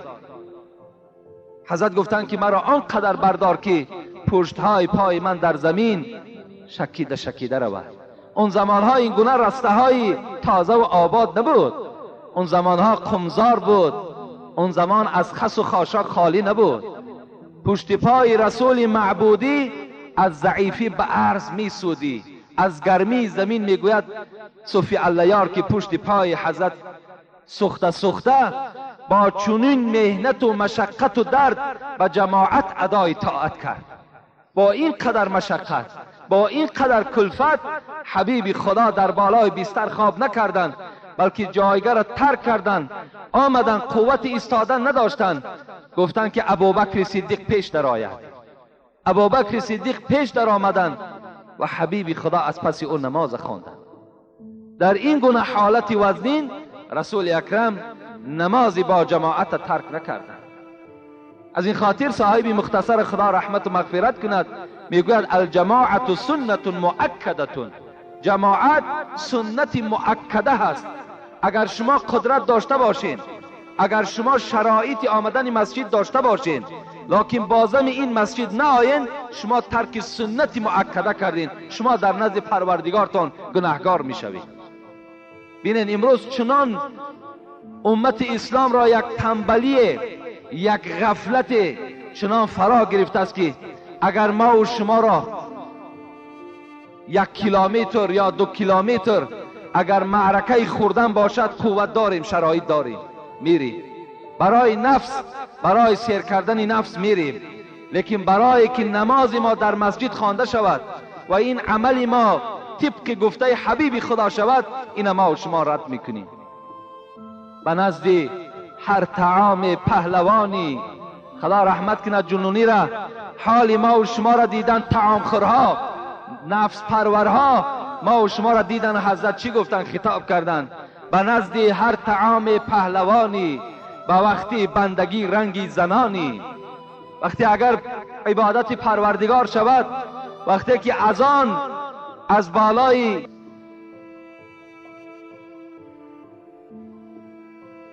هر حال چکار میکنین؟ مثل زنها واری عذرهای شما پیدا شدن میگیرد، هر گونه عذر را پیش آوردن میگیری. بچم پام نمیشود، بچم وقتم نیست، احوالم بدای، در خانه هیچ کس نیست، لباسم به نمازی و هر گونه عذرها پیدا شدن میگیرد. به نزد هر طعام پهلوانی، به وقتی بندگی رنگی زنانی. روی کوها به عزم بیل دسته، به مسجد می شود پایت شکسته. همه جا می رای مثل گاواری خوراک تک خورده می تانی. تمام دنیا را اگر بارد کنن، بار دنیا را کشیده می تانی. اگر در یک زمین داشته باشی، برای زمینت از سحر تا دیگه در همون زمین می استی، برای که یک ماه یا 2 ماه خوراکی تو پیدا شود. لیکن در یاد تو آمدن مسجد هیچگاه نمی زند. دل تو بار هم به مسجد نمی سوزد. امروز شکرانه کنین، خدای استقلالیت و این آزادی را برای شما داده است. باور کنین این نعمت گران است. خودتان میشینین میگوین که تراویح را خوانده نمی تانستین. شما همین سخنها از زبان شما پدرای عزیز می براید. تراویح ما خوانده نمی تانیم، پدرها ما را بدرقه کردن فلان و فلان. امروز الحمدلله که این شرایط بهترین آمده است. چرا شما شکر نمی کنید؟ درهای مسجد گشاده است، فقط آدمی با تقوا میکند میکاود، فقط آدمی ایماندار میکاود. مرحمت بیا دروازه ها هوی، دیگر چی بانه داری؟ کشی چون گاو دائم بار دنیا، شوی در خدمت مولا کسلها. مثل گاواری دنیا را در طلب دنیا، در پرورش نفست غطه زدگی هستی، لیکن در خدمت مولای خودت، در فرمان پروردگار خودت اینقدر عاجز آمدی. حضرت عمر خدا رحمت و مغفرتشان کند، بار نماز عصر را خواندند. نماز عصر خوانده شد، فاتحه و دعا کرده شد و بر جمعیت نگاه کرد. اونها عجیب ایمان با قوت داشتند. جماعت نظر کردند که یک نفر در جماعت اشتراک ندارد. حضرت گفتن فلانی در کجاست؟ گفتن شاید بیمار باشد. حضرت عمر از مسجد راست خانه همون کس رفتند. چرا در جماعت اشتراک نمی کند؟ آمدن دروازه این مرد که در جماعت اشتراک نداشت تق تق کردند. مرد از خانه برآمد. مرد در خانه بود که حضرت عمر در را تق تق کرد. از داخل صدا شد کی هستی؟ گفت فرزند خطاب هستم، عمر هستم. وقتی این مرد میگوید نام عمر را شنید، یک لرزه وجود او را فرا گرفت. حضرت عمر چنان از خدا می ترسیدند، چنان یک هیبتی داشتند که تمام مردم را هیبت او فرا گرفتگی بود. زیرا وای عدالت داشت، وای حقیقت شناس بود. گفت عمر ابن الخطاب هستم. میگوید این مرد با شتاب دوان آمد، دروازه را کشاد و سلام داد، السلام علیکم، و تعظیمی بر عمر کرد. حضرت عمر گفتند از جانب مسجد صدا شد، از بالای آسمان پروردگار تو حی علی الصلاة گفت، بیا به سوی نماز. حی علی الفلاح گفت، سخن پروردگار تا رد کردی و سخن عمر ابن الخطاب اجابت کردی و پیش عمر آمدی. از خدا بترس گفت، از خدا بترس که سخن عمر برای تو قبول شد. دروازه را به بالای عمر کشادی، دوان دوان آمدی، لیکن سخن پروردگار تا رد کردی. از خدای خودت بترس. عمر این گونه خصلتی داشتند. این سحر یک جوان برای من یک سخن گفت که از زبان یک خیلی آدمی ناکس، نالایق، یک بدبخت که سرزنش حضرت عمر را کرده بود است. من یقین میدانم که وای شیعه هست، وای شیعه هست، وای کسی هست که آرامی تاجیکستان را نمیخواهد، وای کسی هست که میخواهد در بین ما و شما باز اختلاف ها پیدا شود. این گونه رویه ها در بین ما و شما پیدا شدن، احتیاط کنید. میگوید یک مرد در یک معرکه حضرت عمر سرزنش میکند. حضرت عمر قبیح میگوید، دشنام میدهد. ای انسان، تو با خبر باش که حدیث بخاری و مسلم است.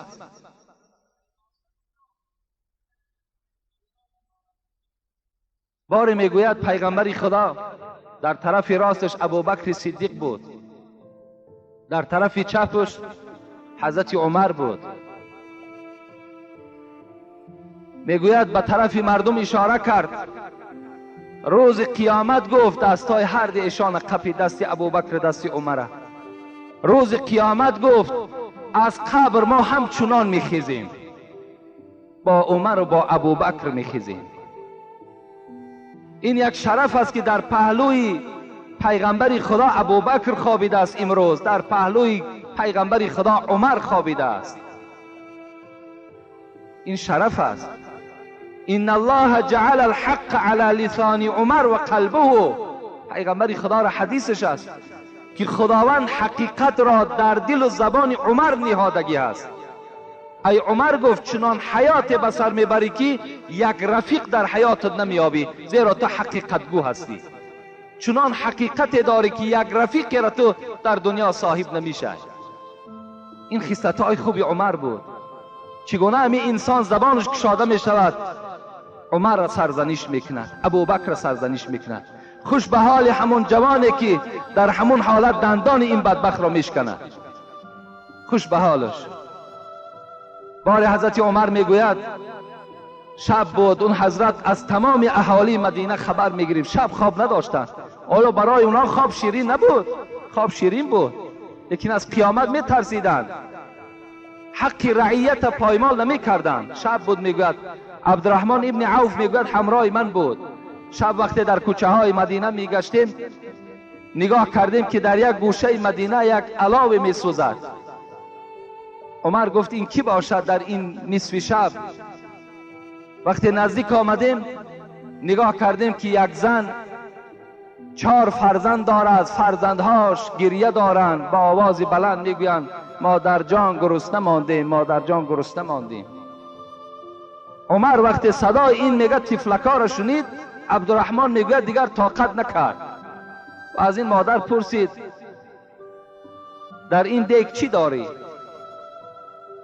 گفت در این دیگ آب دارم و در داخلش یک چند دانه سنگ را پرتافتم و این فرزندها را فریب داده ایستادم که الحال خوراک شما تیار می شود، الحال خوراک شما تیار می شود. شاید که اینها را خواب برد، لیکن خواب نمی برد. این مادر میگوید عمر را نشناخت، ندانست که این عمر است. حضرت میگوید دوان عبدالرحمن را گرفت و با بیت المال آمد میگوید یک مقدار روغن و یک مقدار عسل و یک مقدار آرد را گرفت و آمد میگوید خود عبدالرحمن میگوید حضرت میگوید آمد که الک آتش خاموش شده است، خود میگوید علاو میکرد، پوف میکرد، از ریشهای مبارک میگوید دود بیرون میشد، گلوی مبارک میگوید دود فرا میگرفت، پوف میکرد، علاو این دیگ را در داد. خود با دست خود میگوید یک آتله تیار کرد و در پیش این زن و کودک ها گذاشت. این زن گفتن که خوش به حالت، گفتن ای مرد، گفتن کاش که در جای عمر تو میشدی و این مدینه و این خلافت مؤمن ها زیبنده تو بود. گفت چرا عمر در تخت خلافت نشستگی است؟ عمر میگوید گفتن ای مادر، گفتن این شهر کلان است، عمر به همه این نمی رسد، عمر از حال همه شما درکدار نمی شود. میگوید وقتی خوراک دادن همین عمر امیر المؤمنین وقتی میگوید نگاه کرد که کودک ها خوراک خوردن، سیر کردن، خواب کردن، عبدالرحمن میگوید یک سنگ کلانی بود، از پس همون سنگ نگاه میکرد کودک ها چگونه خواب هستند. وقتی اونها را در حالت خواب دید میگوید پس گشت آمدن و میگه به این مادر اعلان کرد که سحر به مسجد بیا، اونجا من برای تو عمر را نشان میدهم که عمر کی هست. عبدالرحمن ابن عوف میگوید وقتی که ما سحر بامداد خواندیم نگاه کردیم از دروازه همان زن با همراه کودک ها در آمد. وقتی عمر را میگه در محراب دید و مردم همه مراجعت دارد امیر المؤمنین، امیر المؤمنین، این زن میگوید خجالت شدن، گفتن ای عمر، گفتن مرا ببخش که من شب خیلی شما را سخنهای درشت گفتم، سرزنش کردم، عمر گفتن نه، گفتن این سرزنش نبود. تا به روز گفتن حضرت عمر من خواب نداشتم، تا به روز گفتن من در گریه بودم که حال شما را در قیامت چی جواب میگویم. و میگوید گفتن ای مادر از من راضی شدی؟ گفتن راضی شدم. گفت در اینجا یک مکتوب بنویس به دست، خدا ترسی را ببینید، یک مکتوب با دست خود بنویس و بگو که من از عمر راضی هستم. و نویساند که من از عمر راضی هستم. عبدالله ابن مسعود فریاد زد، عبدالرحمن ابن عوف فریاد زد، گفت در زیرش امضا کنید، امضا کنید که این زن از عمر راضی هست. میگوید امضا کردند و گفت ای گفتن پیروان عمر گفتند وقتی عمر از دنیا میگذرد شما را به خدا قسم میدهم که همین در پهلوی من در قبر همین مکتوب گذاره تا که در پیشگاه خدا من جوابگر نباشه. عمر چگونه شخصیت بود، این گونه خدا ترسی داشت. این نجس ها و این بدبخت هایی که عمر امروز ملامت میکنن خودشان چی خدمت کردن؟ خودشان کی هستن اونها؟ اگر اونها را تفتیش کنیم با ما که یگان حرامی هست، وای از ولد زنا هست، وای حلالی نیست، بار هموای بدبخت دو رکعت نماز تهجد در شب خواندگی نیست، یک آدم نمازخوان کردگی نیست، میخیزن عمر سرزنش میکنن. در این مسئله ما و شما با احتیاط باشیم. و این عمری هست که برای نمازی با جماعت اینقدر کوشش میکردن. اگر عمر از خدا نمیترسید پس کجا خیس رفت برای یک آدمی که در قوم در جماعت اشتراک نمیکند برای او شده اینقدر سرگردانی کردند و یا اینقدر تحقیر کردند. انشاءالله من جمعه آینده در باب این فضیلت های نماز جماعت باز با شما صحبت میکنم، زیرا خیلی حدیث های پیغمبر خدا ناگفتمان و به همه شما خبر میدهم که روز سه‌شنبه چگونه که همه شما انشاءالله میدانید یا کسانی که ندانند روز سه‌شنبه ما و شما باید که روزدار باشیم. یعنی روز دوشنبه خدا خواسته باشد نماز تراویح میخوانیم، کار کنین که البته جماعت های مسجد ترک نکنیم. برای همون چهارسومی که در صدقه فطر ما و شما را میدهند برای او شده ترک سنت پیغمبر در راه ندهین. کار کنین که نمازهاتون در مسجد خوانده شود. زود است که این میگذرد.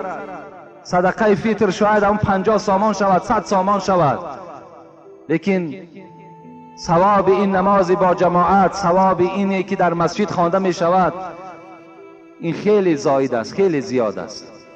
و به همه امام ها هم یک التماس دارم که در همین یک ماه مبارک کار کنند که در بین مردم ترغیب و تشویق کنند، مردم به سوی مسجد دعوت کنند، در بین مردم در نیم ساعت اقلا جدا کنند، در بین مردم امر معروف کنند، نهی از منکر کنند. این افضل و بهتر است.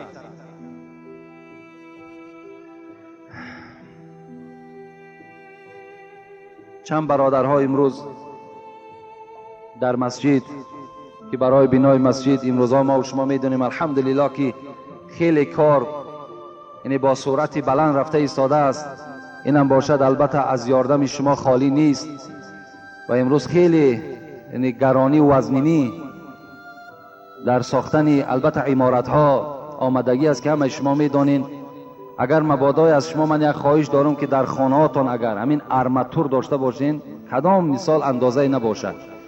این کاری بسیاری یک چیز است که اگر هر کس یک تایی پرتاید میدونید چند قدر ارماتور میشد، ثوابش مثال برای شما میرسد.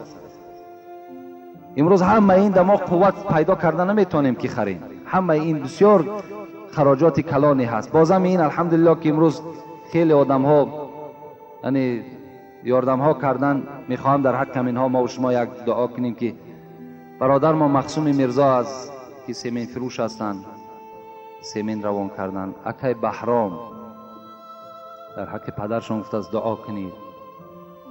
برادرمان حاجی بوری خان که اعضای مسجد ما و شما هستند و اینم برادرم در مسجدم سوم یاردم کردن. یک برادر دیگه میگه جیر قلم میرفته است، همینجا یک مبلغ گذاشته است که در حق من دعا کنید. من ارکیتکتری شهرم برای کشیدن رسم همین مسجد خدمتی خودشان گذاشتن، در حقشون گفتن دعا کنیم. برادر ما خیرالدین پسر اکای باقی مراد که یک قالین میگد آوردن به مسجد. فتح الله پسر بابا خان و مگزین ساختمانی که میخچه و تخته و دیگر چیزها آوردند در حق اون کسانی که در ساختمان مسجد یاری رسانده ایستادند. یعنی در اینجا باز زمانی که جوانهایی که ما با پول کار میکنن، باز مثل بابای حاجی شاهین و بابای شریف و دیگر دادرهایی که من با اونها خبر میدهم میان در اینجا خدمت میکنن، خیلی خدمتی کلان اونها رسیده ایستاده است. بابای استاد شریف است، برادرمون شیرعلی هست، حاجی نعمت الله که خیلی با کم ازش خیلی خدمت‌های زیاد میکنه در همین مسجد ما، و یک معلم دیگر هم 100 سامان آورده دادن. برادرمون اکبر در اینجا خدمتاشون هست. اینجا بسیار در حق صندوق خیریه هم خدا را شکر که یعنی هر جمعه ما از این حساب صندوق خیریه همین معاش جوانها را دادن میتونیم، اون کسانی که در مسجد علاقه خدمت کرده ایستادند. محمد برادرمون 50 سامان سری نو یافته است، دعا کنید که یعنی قاری قرآن شود گفته. خب برای پایه های مسجد هم یک برادرمون حاجی